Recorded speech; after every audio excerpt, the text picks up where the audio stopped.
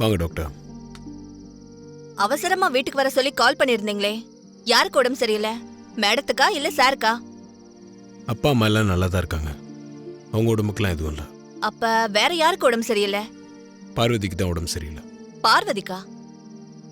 பார்வதின்றது உங்க வீட்டு சமையல்கார பொண்ணு தானே? நீங்க வாங்க.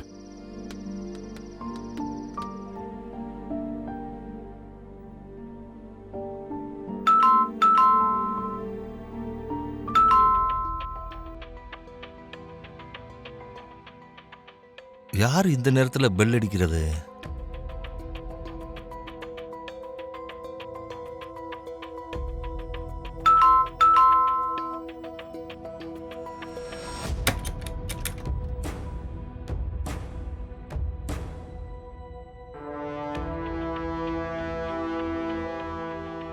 பெரிய தம்பி, நீங்க என்ன இந்த நேரத்துல?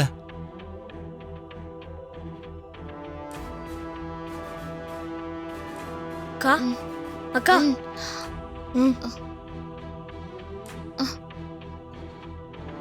டாக்டர் வந்திருக்காங்க. நீங்க வாங்க.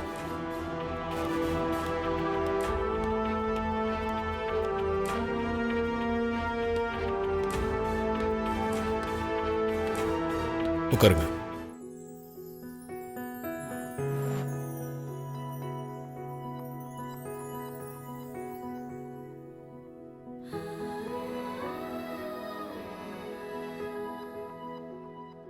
இத உங்க கையில பிடிச்சுக்கோங்க.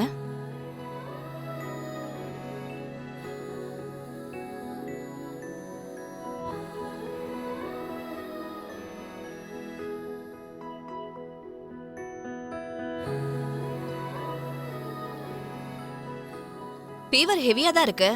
நல்ல வேளை நீங்க எனக்கு கால் பண்ணீங்க. காலையில வரைக்கும் இப்படியே விட்டுருந்தா ஜன்னி வர கூட வாய்ப்பு இருக்கு.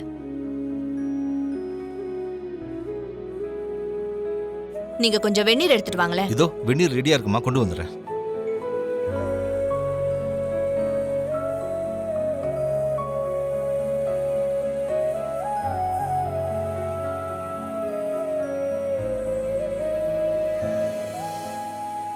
ஊசியெல்லாம் வேணாம் டாக்டர், மாத்திரை மட்டும் கொடுங்க. ஃபீவர் ஹெவியா இருக்குமா, இன்ஜெக்ஷன் போட்டாதான் சரியாகும். ஊசி போட்டுக்கோ பார்வதி. ஊசியெல்லாம் வேண்டாம்ப்பா, மாத்திரை மட்டும் கொடுக்க சொல்லுங்க. ஊசி போட்டா தாமா காய்ச்சல் சரியாகும்னு சொல்றாங்கல்ல, போட்டுக்கோ பார்வதி. ஊசின்னா எனக்கு பயம்னு உங்களுக்கு தெரியும் இல்லப்பா, எனக்கு வேண்டாம். பயப்படாதக்கா, ஊசி போட்டுக்கோ. அப்பா சொல்லுங்கப்பா. வேணாம் டாக்டர். பார்வதி, அடம் பிடிக்காத. வந்தாச்சா?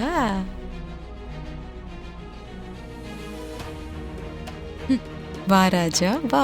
இன்னைக்கு என்ன கதை சொல்லி உன் அம்மா கிட்ட இருந்து தப்பிக்கிறேன்னு நானும் பாக்குறேன்.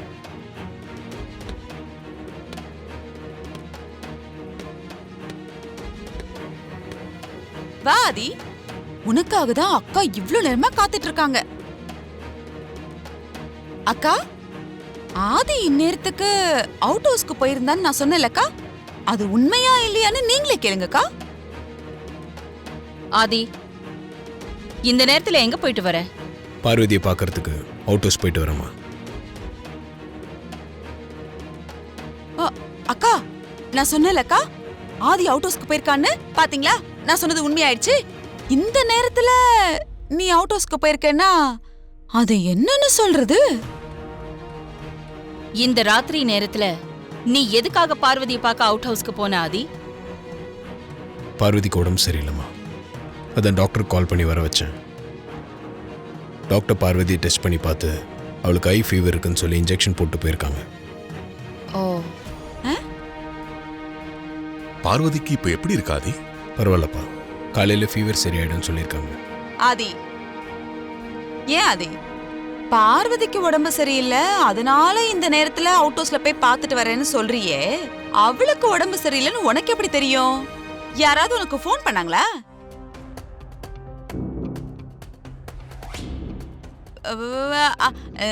நான் எதுவும் தப்பா கேட்கலையே. அவ வேலையெல்லாம் முடிச்சுட்டு இங்க இருந்து கிளம்பி போகும்போது நல்லா தானே இருந்தா. இப்ப நீ வந்து திடீர்னு அவளுக்கு ஃபீவர்னு சொல்ற, அது எப்படி உனக்கு தெரியும்? அதான் உனக்கு யாராவது ஃபோன் பண்ணி சொன்னாங்களான்னு கேட்டேன். எனக்கு யாரும் ஃபோன் பண்ணல, நான் அதான் ஃபோன் பண்ணி தெரிஞ்சுக்கிட்டேன். என்னது? நீ ஃபோன் பண்ணி கேட்டியா? ஆமா, இந்த நேரத்துல நீ எதுக்கு அவளுக்கு ஃபோன் பண்ண? பார்வதிக்கு எதனா ஒண்ணுனா என் இடது கண் துடிக்க ஆரம்பிச்சிடும்.